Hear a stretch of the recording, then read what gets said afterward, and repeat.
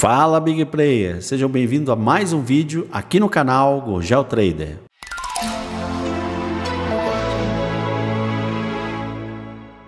Olá pessoal, hoje um vídeo a pedidos, né? O Gabriel Casiani entrou em contato comigo via Instagram, me mandando uma estratégia e eu quero falar com vocês sobre a estratégia dele, falar sobre alguns perigos que a gente tem, sobre a leitura de alguns tipos de indicadores, transformar aquilo numa estratégia ou outra, numa coloração ou outra, as dificuldades que a gente pode encontrar nisso, tá? E eu vou colocar isso nesse vídeo aqui e tentar responder a pergunta dele, beleza? Então, se você gosta de estocástico, na minha opinião, um dos melhores indicadores que existem, né, aqui nativos no Profit, esse vídeo está imperdível para você. E aí então você já pega o seu dedinho nervoso e sapeca o dedo no like. E vamos para a tela aqui, sem muita delonga, para a gente tentar explicar, primeiro, o que ele perguntou e segundo, como que trabalha, como é que funciona esse indicador aqui, principalmente no Renko, tem umas diferencinhas ou outras aí, tá bom? Então vamos lá? Então já aqui na tela, o que eu coloquei aqui? Ó? Eu criei aqui uma coloração, tá? Baseado nisso que está desenhado aqui, beleza? E também coloquei o estocástico aqui com as marcações que eu uso. Ele coloca lá, que ele coloca 100, coloca 85 e coloca 15 e coloca 0. Aí falou, olha, as melhores condições são quando ele bate em 0 e volta, né, depois de um cruzamento da média do estocástico para você comprar. E quando ele bate lá em 100 e retorna, né, com o cruzamento da média para você poder vender. Beleza. Até aí a gente, né, vê muita gente falando do estocástico dessa forma, mas o estocástico ele não é só isso, tá, gente?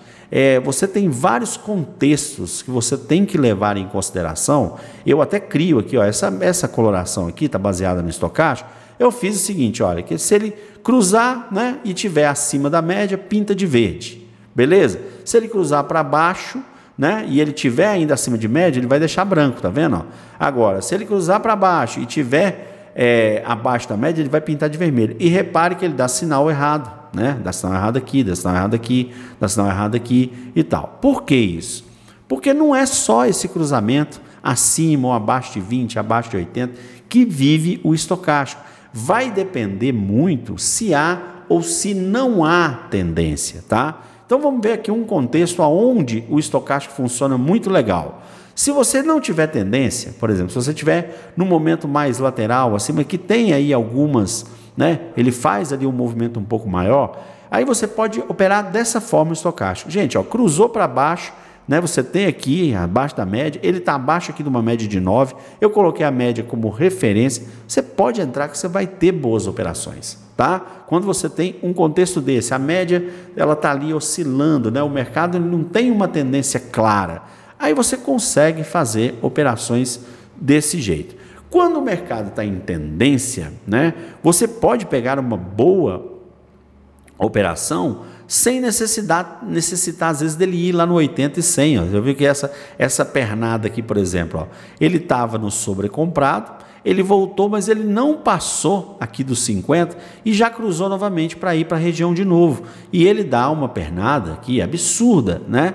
Ou seja, o que eu gosto de fazer com o estocástico, né? Eu ter uma noção de como é que está funcionando essa tendência. Às vezes, se você coloca aqui, ó, uma média de 20, por exemplo, aqui dentro do Renko, eu estou aqui com 15R, tá, galera? No índice, tá? Funciona também no dólar, beleza? Dá para você utilizar, só que você vai usar outro R aí, um 5R, 8R, tá? Mas as médias você pode usar a mesma que também vai funcionar, beleza? Aí você coloca aqui, ó, uma média móvel de 20, para quê? Para você ter uma noção de tendência. Então a média de 20 ela dá uma boa noção de uma tendência, né?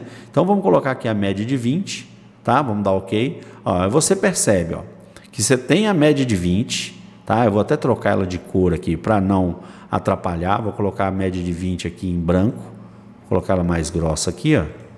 Certo? Então você tem a média de 20 aqui em branco e você tem a média rápida, né, de 9 em verde. Então, uma das coisas interessantes para você trabalhar também com o estocástico é principalmente se você tem aqui, ó, um cruzamento da média, aí você vê que a média rápida passou por cima da média lenta, você já tem ali uma possível propensão de um mercado comprador, né? Tanto é que você percebe que o estocástico não sai aqui debaixo de 50, tá vendo? Ele vai ficar perambulando em todo esse período de alta aqui, ó, entre 50 e 80, passa um pouquinho, vai a 100. Então, é uma outra forma de você operar esse estocástico. Então, a gente tem que ter bastante essa noção para você, primeiro, não perder sinais. E segundo, ele chegou aqui, ó, num retorno igual esse aqui, em tendência e tal, você pegar e fazer uma venda aqui. Né? Ou então você pegar e fazer uma venda aqui pensando que você vai ter uma reversão, porque é muito para isso que é usado o estocástico, para você pegar boas reversões. Então, tem que tomar cuidado. Você tem ali, você tem uma média de 20, por exemplo, alinhada com a média de 9, e isso significa tendência. Então, se você tem essas médias alinhadas, você não vai poder ficar utilizando o estocástico só com esse contexto. Abaixo de 20, 80, aliás, você não precisa nem marcar isso no seu estocástico se você tiver em tendência. Agora, se você tiver com o mercado desse jeito, oscilando, aí você pode trabalhar só esse contexto que ele disse. Aí você pode colocar até 20 linhas diferentes aqui que vão funcionar, entendeu? Mas tome ciência, não é só isso. O estocástico vai te ajudar demais nesse tipo de mercado aqui, ó. Nessa condição aqui vai te ajudar demais. E nessa, ele vai te ajudar nos gatilhos. Ele vai mostrar que você tem uma boa condição para você entrar. Então, não é porque ele está voltando ou retornando do sobrecomprado que você vai poder vender. Não é porque ele está voltando ou retornando de um sobrevendido que você vai poder comprar. Então, não adianta criar mais do que isso aqui. Aí vamos passar aqui, você faz um print. Eu nem vou deixar, tá, gente? Esse contexto aqui como indicador, não. Se você quiser, você faz um print aí da tela, coloca aí no seu codificador aí de estratégia, para você fazer o que nós fizemos aqui, ó. Muito simples, eu vou até aumentar ele aqui, eu vou clicar no Ctrl e vou aumentar aqui, ó, para que vocês possam fazer um print da tela aí e ver o que foi que eu fiz com esse indicador aqui, ó. Eu criei 3 variáveis, né? Ó, 3 variáveis. O estocástico, a média do estocástico é a média, né? Depois eu dei valores para ela aqui, depois eu coloquei, ó, se o estocástico for maior do que o 20 e também o estocástico foi maior do que a média do estocástico, tá? E também o fechamento do candle for maior do que a média, né? No caso aqui eu coloquei uma média de 9, ele vai printar de verde, tá? Se for o contrário, né? O estocástico menor do que 80, né? E depois o estocástico também menor do que a média e o fechamento menor do que a média que está no gráfico, a média de 9, ele vai pintar de vermelho e deu esse resultado aqui na coloração. Uma coloração bem legal, uma coloração que dá para você fazer boas operações.